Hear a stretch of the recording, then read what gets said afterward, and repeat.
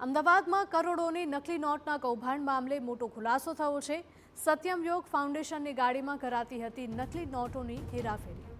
નોટોની supply માટે કારમાં આયુષ મંત્રાલયના નામનો ઉલ્લેખ, જ્યારે ગવર્મેન્ટ ઓફ ઇન્ડિયા લખેલી ગાડીમાં પણ હેરાફેરી થતી હોવાનો ઘટસ્ફોટ થયો છે। ક્રાઇમ બ્રાન્ચે સુરત અને અમદાવાદમાંથી કરોડો રૂપિયાની નોટો જપ્ત કરી છે। અમદાવાદમાંથી રૂપિયા 2 કરોડ 10 લાખની નકલી નોટો જપ્ત કરવામાં આવી, તો સુરતમાંથી 80 લાખ રૂપિયાની નકલી નોટો કબજે કરાઈ છે। નોટો છાપવાનું પ્રિન્ટર સહિતની મશીનરી પણ જપ્ત કરાઈ છે। નકલી નોટોના કૌભાંડ મામલે વધુ કાર્યવાહી હાથ ધરાઈ।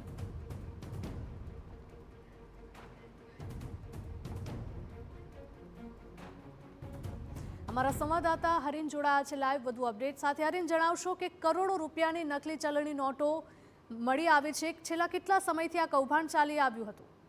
नहीं दिया जाना चाहिए इसके ऊपर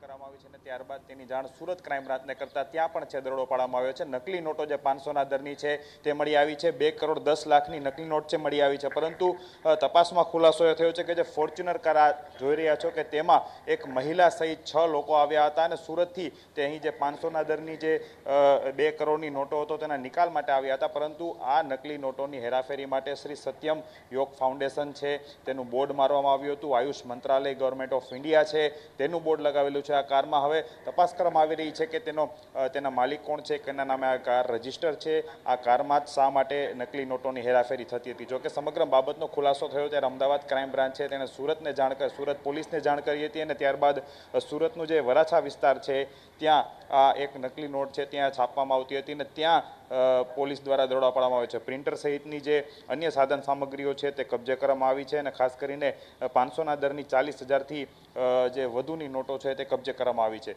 જોકે હવે અમદાવાદ ક્રાઇમ બ્રાન્ચ છે તે 6 આરોપીની પૂછપરછ કરી રહી છે। આ મહિલા કોણ છે તે સૌથી મોટો સવાલ છે। જે રીતના આયુષ મંત્રાલયની ગાડી છે અને યોગ ફાઉન્ડેશનની આ ગાડી છે તેને લઈને હવે આ નકલી નોટનું રેકેટ છે કેટલા સમયથી ચાલતું હતું, અગાઉ તેઓ નકલી નોટ કેટલી છાપી ચૂક્યા છે, સુરતમાં અથવા તો ગુજરાતના અન્ય કોઈ જગ્યાઓ પર આ નકલી નોટો અગાઉ પહોંચાડી છે કે કેમ, અમદાવાદમાં આ નકલી નોટો ક્યાં આપવાના હતા કે કેમ, આ તમામ સવાલો છે તેની પૂછપરછ અત્યારે અમદાવાદ ક્રાઇમ બ્રાન્ચ છે તેના દ્વારા શરૂ કરવામાં આવી છે। જી બિલકુલ હરીન, માહિતી બદલ આપનો આભાર।